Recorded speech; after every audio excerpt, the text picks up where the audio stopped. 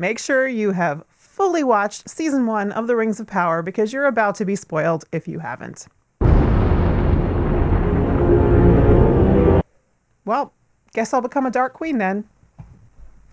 Hello, pattern readers. I am here to talk about the season 1 finale of The Rings of Power. I have talked a ton about how much this season was able to really put into setting up the world, the characters, the foundations of this story in this season. And so now it's time to talk about how did they pay that off? Were they able to pull off a satisfying ending? Thanks to those of you who have been enjoying my Rings of Power coverage on this channel. Make sure you've liked and subscribed. I know a lot of you are really here for the Wheel of Time, and definitely I will be getting back to that. If you haven't checked out my Wheel of Time content, please do. I also like to talk about other fantasy shows, other adaptations that interest me. One of the things that interests me most about the Wheel of Time and also the Rings of Power is how do adaptations work? How do you take something that's in one format, whether it's a 14-book long epic fantasy series like the Wheel of Time, or appendices and notes in the case of Rings of Power. How do you take those things and turn it into a satisfying epic TV show? That's really interesting to discuss. So that's my focus a lot of times. So we have to talk about Halbrand being Sauron all along, or as I think I'll call him, Halbrand. So if you've been following my coverage on this channel, you'll know that I've been talking about this theory all the way back at least in episode 3. Episode 3, I was talking about all these weird things that were going on with Halbrand, and the theory was already out there that he could be Sauron. At the time, I thought, they're hitting this a little hard, and it kind of seemed like a red herring to me. So that kind of stuck with me through a lot of the season, the feeling that this might be misdirection. In hindsight, though, I think my perspective was pretty skewed by the idea that even though I don't think of myself as like a crazy, obsessed Tolkien fan that knows every bit of the lore, but I'm also not a casual viewer. I do tend to really dig into things that I want to know more about. So I will look things up if I'm curious to know more on something that I don't know about, and I want to know what there is to know. So with that in mind, I'm aware of things about Sauron that the casual viewer might not be. And I think, given that perspective, the things that they were doing in those earlier episodes were actually pretty subtle in comparison. There was a lot there. You can't say they didn't foreshadow this or set this up. They really, really did. And I thought too much, to the point where they were going to end up veering off in a different direction. I was wrong. Am I upset about that? No, I'm not. Here's one thing I really want to give the writers credit for. I think they really got me, and perhaps a lot of other viewers who were aware of the Sauron theory, to not want it to be true. We actually liked Halbrand. He actually was charming. He actually did convince a lot of us that there was some goodness in him. Now, to be fair, I never thought he was going to turn out to be a heroic character. I always thought that he was a character that was headed for darkness. I just didn't think that he was necessarily already fully evil. I thought he was a conflicted character, and perhaps he was to a certain extent, but that he would eventually be seduced to darkness. I didn't think he was already there. And where I'm giving the writers credit there is because Tolkien wrote about a period of time where Sauron was charming and able to convince elves and men and dwarves, everyone, that he was someone to be listened to, someone to be trusted. So they actually managed to do that, I think, with this character. And to get us to really, me, I'll speak for myself, a part of me not loving the theory of Halbrand being Sauron was I didn't want him to be Sauron. I had also talked about in my previous coverage how I thought that Halbrand was a perfect foil for Galadriel. I still think that, only now you can see more of how he was manipulating her, pulling the strings. And that was always my question. You knew that Halbrand could be manipulative. We saw it with other people. And the question then was, how genuine was he being with Galadriel? And when that wasn't clear, there were certainly moments where I thought I was convinced and that there was genuine conflict within him. And I am excited to go back and look at it again with the lens of knowing who he is, because I think there's a lot of what he's said that probably can be taken different ways. We saw it in this final episode. He's talking to Galadriel before he's totally revealed himself to her. but she's already suspicious of him. So at that point, it's easier to see how his words can be taken different ways. He's basically thanking her for everything that she's done for him, every way that she's helped him. He wouldn't be here if it weren't for her. So it can be taken that way. But knowing who he is, and with her suspicions aroused, you could already start to see how it can also be taken as a threat, because he's giving her so much credit for him being here. That is a threat to her. That is a threat saying, you are responsible for me returning here. I was going to hang out in Numenor, and you made me come back here. You made me believe that I could come back here, that I could be powerful again. And he even explicitly, after he reveals himself to her, says, what will happen if they find out that you were my ally, that you're responsible for me being here? So we really watch the unmasking happening right in front of us in this episode. Up until now, I think he's been really good at keeping that mask firmly on, but I'm really looking forward to going back and rewatching it, knowing it, so that we can look at how his words can be taken multiple ways, because I do believe that was written in there. I want to be able to watch it again with this in mind and see kind of if it all hangs together. I'm not 100% sure. The showrunners have talked about why they wanted to do season 1 this way, create this relationship between Sauron and Galadriel, and that if we, or she, of course, knew who he was at the beginning, that relationship wouldn't be able to develop and grow in the way that it did. The fact that this connection formed between Galadriel and Sauron is important. The way they did it allowed that relationship to develop and for us to believe in it and to see it as more than just manipulation. I truly believe most of it was manipulation, but you still question how much of that interaction was real. What did he really want from her when he presents her this vision of the two of them, her by his side as his queen? What does he want in that moment? And I don't know that we've fully answered that question yet, but there's still a lot more that they can explore with this, because I have no doubt that these two will come face to face again. The other thing we've been promised, Charlie Vickers, who plays Halbrand, has told us that in season 2, we are going to get to see more of the backstory for him as Halbrand. How did he end up on that raft? And what I'm really wanting to see there also is if there's been any kind of interaction with the elves, with anything connected to Celebrimbor in particular, because I do still feel like there is something there that we haven't seen yet. If we just focus on Celebrimbor, there's too many moments where he kind of seems like he's already been corrupted a little bit, that there's something not quite right there. And I would like more explanation for what's going on with him, how Mithril became important, because Halbrand references it in this final episode as well, how the elves would fade without him. They need him. So it kind of seems like he knows about all that, may have manipulated that to some extent. Again, I want more. I want that backstory, but it's good to know that is coming in season 2. The showrunners on multiple occasions have revealed how much inspiration they took from the chapter of the Fellowship of the Ring called The Mirror of Galadriel. They've talked about how Galadriel responds when Frodo offers her the ring. We saw that play out in this episode, which I really loved. The way Halbrand's words to Galadriel were the words that she then later repeats when the ring is offered to her. Like, this moment is a huge, pivotal, foundational moment for her. So getting to see that play out, the way that Halbrand plays in her mind, and we see, honestly, she doesn't seem truly tempted here for the most part, but there is conflict within her that this bond that she has felt for him has created in her a great deal of doubt. There's something really powerful there.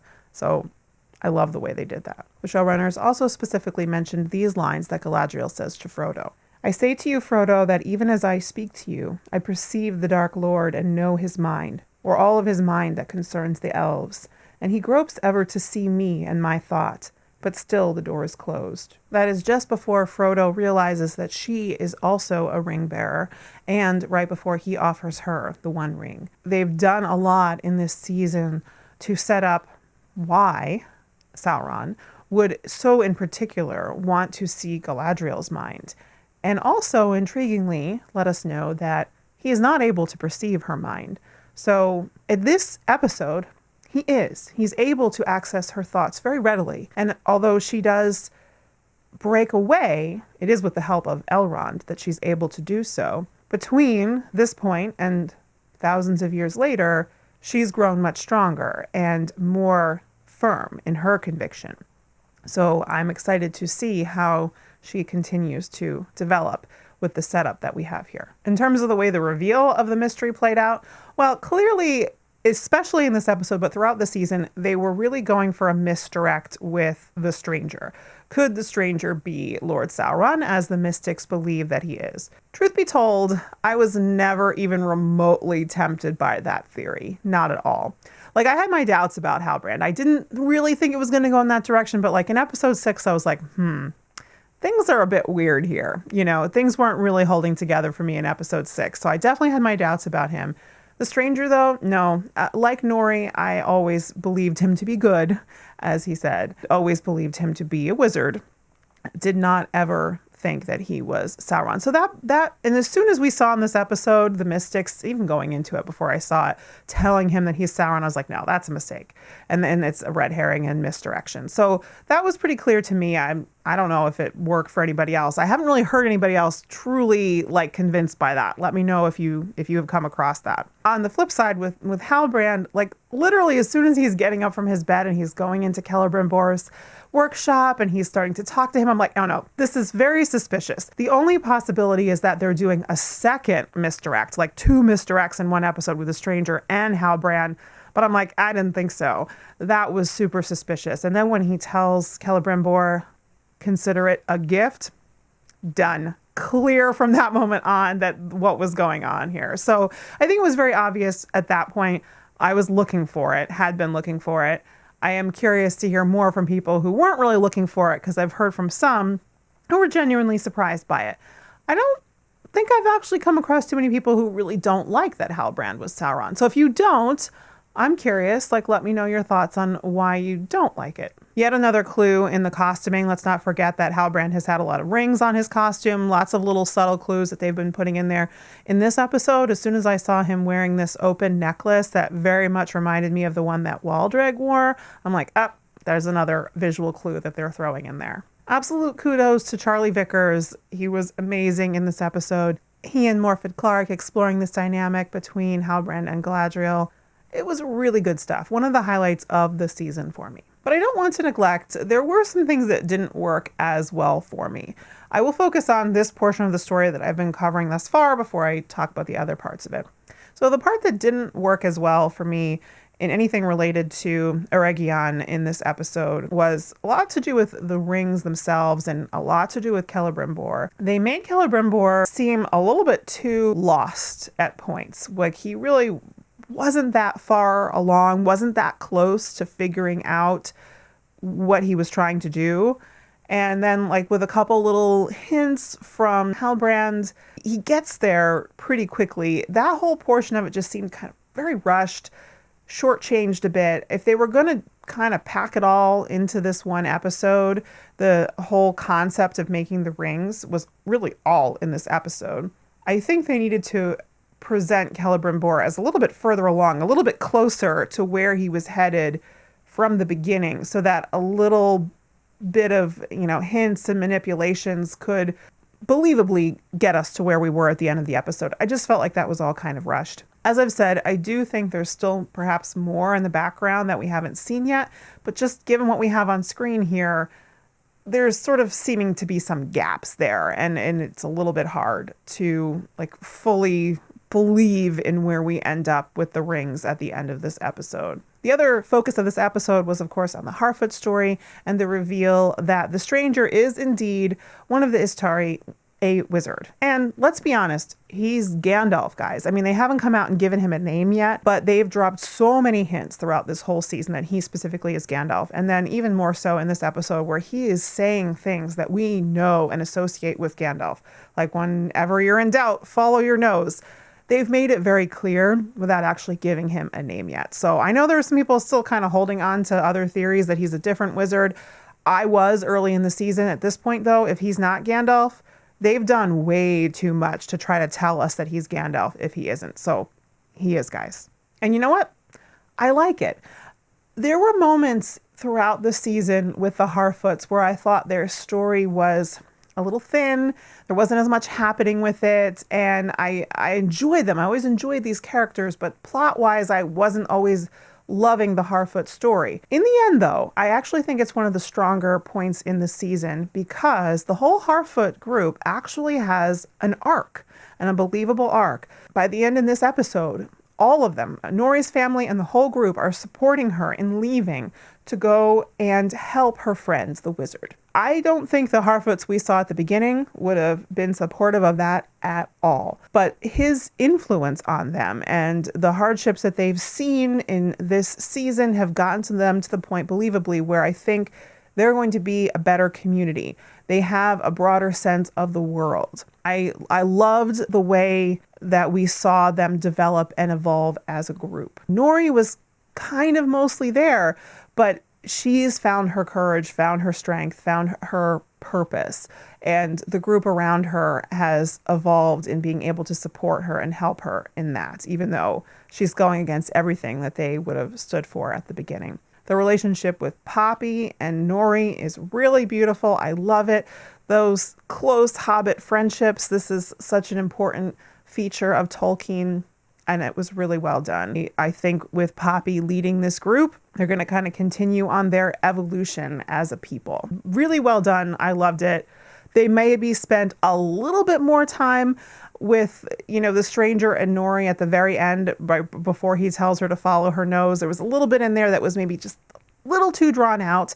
That time could have been spent elsewhere, but overall, very happy with the way that arc ended in this season. Then there's the parts that we didn't get in this episode. And this probably leads to still my biggest frustration with this season, because overall, while I really enjoyed it, it has some things that needs to work on, and hopefully will for the second season. Pacing is the number one thing, right? So I talked about how slow the pace was at the beginning, lots of time spent on setup, and that could end up being really good and really valuable in the long run. I still think that. But it's a shame that they did that, but then still sort of rushed and shortchanged some parts of the story. And they were trying to do a lot, so I get it. But, it's still fair, I think, to point out the parts of the story that didn't get as much as it perhaps needed. The biggest there for me was probably anything to do with Bronwyn and Arondir. There was a lot of good stuff there. I ended up really loving the bond that started to develop between Theo and Arondir. That was something that developed over the course of the season that I love to see. And I like the idea that this is a group that's headed to Pelargir, and that's maybe a place where we might pick back up with them again, especially if Halbrand returns to them. I'd be very curious to see what would happen at that point. But anyway, I do think that these characters they weren't at all in this last episode. They were pretty shortchanged in episode 7 as well. I just feel like there wasn't as much given to these characters. There was good setup for them. I'm interested in them, but not a lot of payoff for them. And so that was a bit frustrating for that. I think you could say the same thing for a lot of the Númenórean characters. I'm kind of okay with that. I get the sense that everything to do with Númenor almost entirely is set up for future seasons. I think that's more frustrating to me for some reason when it comes to Arondir and Bronwyn and Theo. A little bit less so in the sense of the Númenórean plot.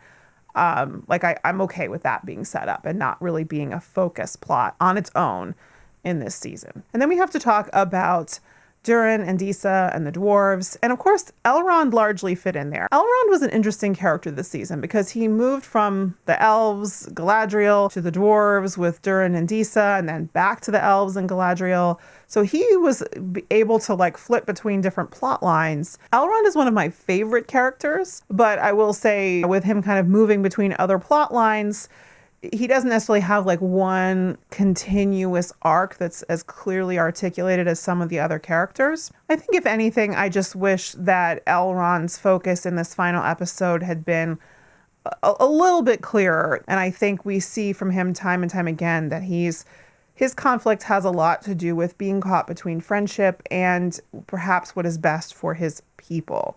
And we saw that with Durin. We're seeing that with Galadriel. There's more tension set up here where that's maybe a central conflict for his character that we're going to continue to explore. And he's doing a beautiful job, the actor, Robert Aramayo, with communicating things without words. He's had many scenes throughout this season where he's just telling us volumes without speaking a word. In this episode, it was wanting to know what was going on with Galadriel and Halbrand and finding it out and letting Galadriel know that he knew without a word. I loved him throughout the season.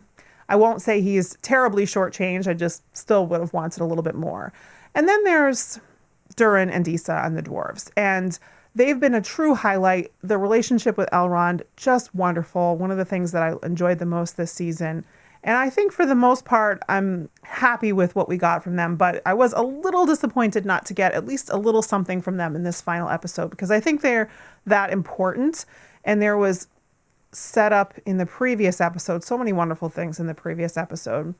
But we really started to see how Durin and Disa are these passionate people who also have some ambition, and that that ambition, that drive, that passion that they have can lead to good things or dangerous things. And I think we are starting to see that.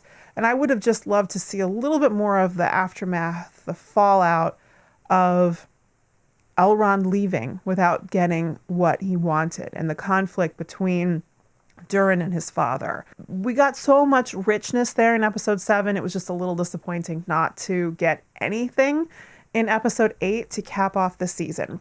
So just overall, the overall structure and pacing, some parts are stronger than others. Some parts get a little bit shortchanged. Some parts feel a little bit more slow. Other parts seemed like they were rushed through.